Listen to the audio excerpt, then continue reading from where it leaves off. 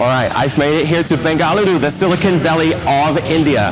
And I am so excited. We have an amazing guest here for you today. And my ride should be here to pick me up any second. Oh, there we are. Yeah, Drew.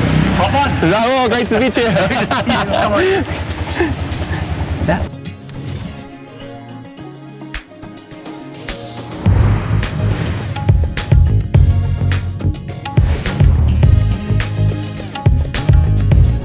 Bangalore is known as the Garden City. So it's one of those places which has awesome weather. It had the old town charm to it. Very laid back.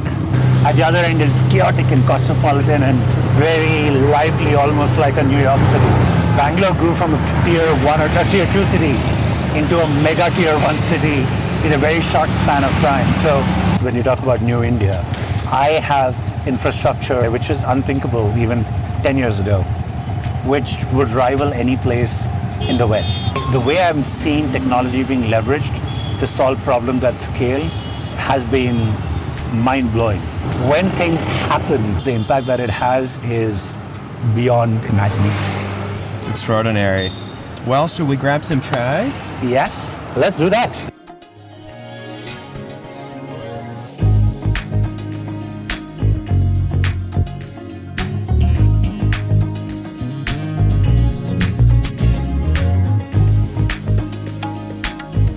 So there's a very awesome ecosystem of these co-working spaces around Bangalore.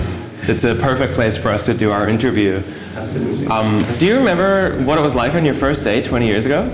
Absolutely. I think the thing that stands with me even to this day is watching our director of HR, and he walks in an incredible excitement. And what he said, I'll never forget. He said, "I am so excited to be in this room and be the least smart person because I'm going to learn a ton." And I think I will never forget that statement that he made, the excitement that he had. And I tried to kind of, think of that for myself all through my career. Yeah. The fact that I am constantly surrounded by incredibly smart people who are so amazing, and I get to learn something new from them almost every single day. That's what I cherish the most about my entire career and every day of my career since the beginning. If only every leader was like you, Rahul. Well, I want to thank you for agreeing to come on the show. I was so excited when you said yes, because you're a very distinguished person. You're a CEO of multiple companies. You're a man of many talents. But I'm very conscious that every hero has an origin story. So I'd love to hear from you. Like, where did it start? Well, my undergrad degree is in physics. And then I did my master's in computer science. I wasn't really planning on applying to Trilogy, but I had one of my seniors, who was one of the toppers from our university. He dragged me out of the lab where I was sitting, and he's like, I need you to go and take this test because I think you're going to find this really exciting. And there's some really interesting problems to solve. And I think he recognized that pattern in my behavior better than I did. Yeah. So he dragged me down, got me to take the test, and I was fascinated by the problems that they asked us to solve over there, and it was fun. When I was making choices, I had 3 or 4 options before I had to decide where I would finally decide to work. I remember going down to Bombay where my father was working, and I had this conversation with him, and he said, "Don't worry about the salary, don't worry about the pay, in fact work for free if you can. Go to a place where you'll get to work with some incredibly smart people and learn a ton." And I think I took that to heart. So I was like, okay, I'm going to try this out. Now, the fact that, the pay was awesome was a bonus, but that wasn't the criteria that I chose. And then, in the group for over 20 years now. Wow. And it's been quite a ride. Smart advice that you received there. Absolutely. Sage advice that I'd pass on to anyone else who asks me the same question. Do you think that your experience, your trajectory is something that anyone can do? Or are there challenges and blockers that would face the average person, particularly here in India? I don't consider myself as incredibly smart or anything like that. If I can make it and be successful, I think anyone can.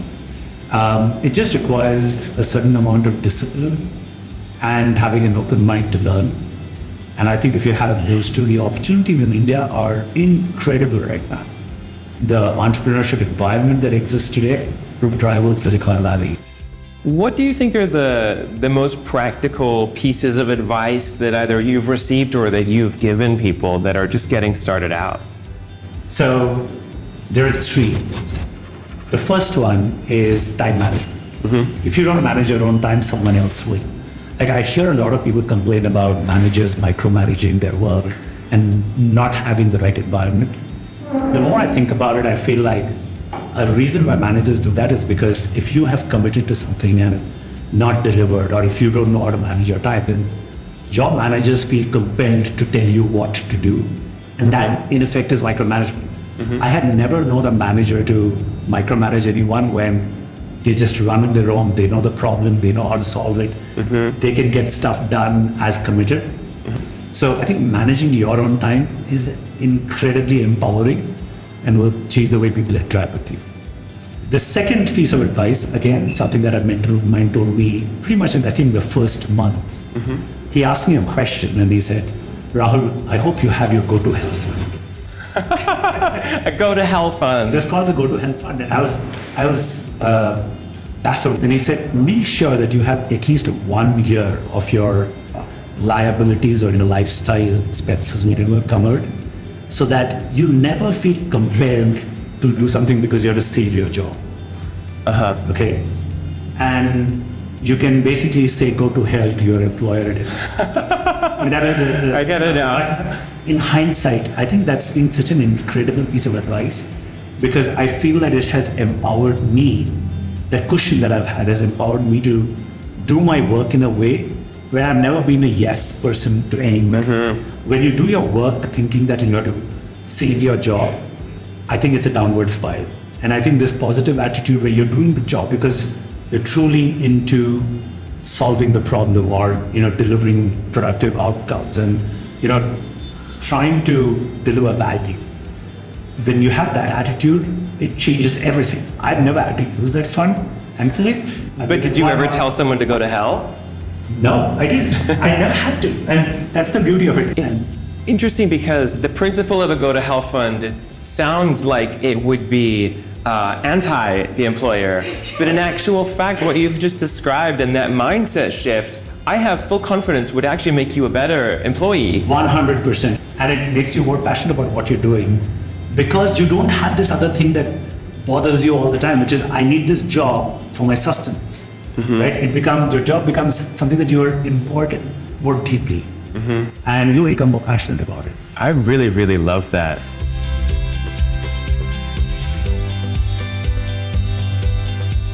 What was your third piece of advice? The third piece of advice that I give everyone is surround yourself with incredibly smart people. This is advice that my dad gave me, and I think has served me incredibly well. Like I said, I'm a very, very average student, but I have been very lucky to be surrounded by very, very smart people who have taught me tons. Again, all these life lessons have come from others who mentored me, gave me great guidance, and I hope I can do that for others as well. But yeah, just surround yourself with really smart people and be open to learning. Thank you so much. Well, cheers, Rahul. Cheers.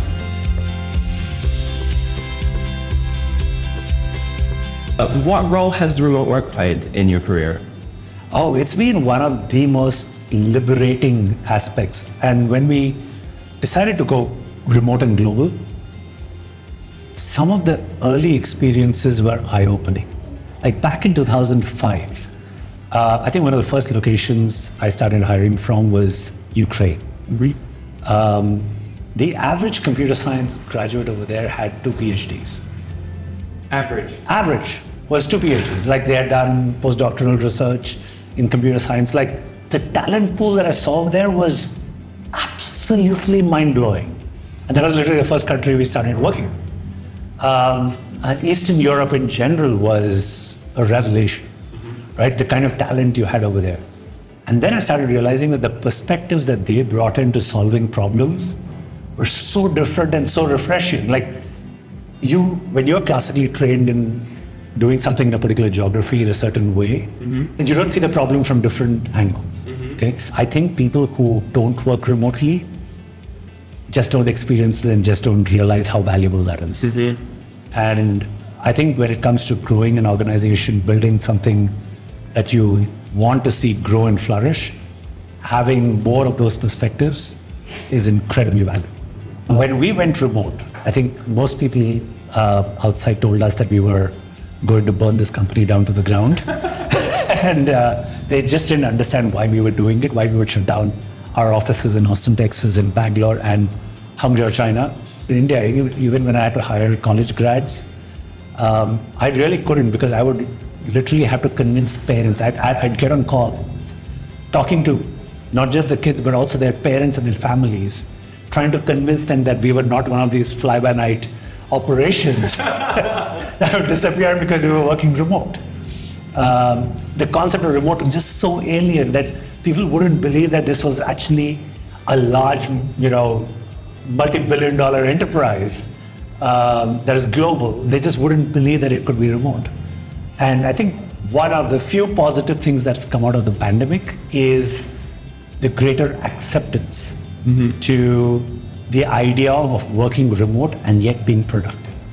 I think companies have learned that they can get a much bigger and better talent pool when they think global. If someone's watching this and thinking, I want to be a disciple of the school of Rahul, what should they do tomorrow?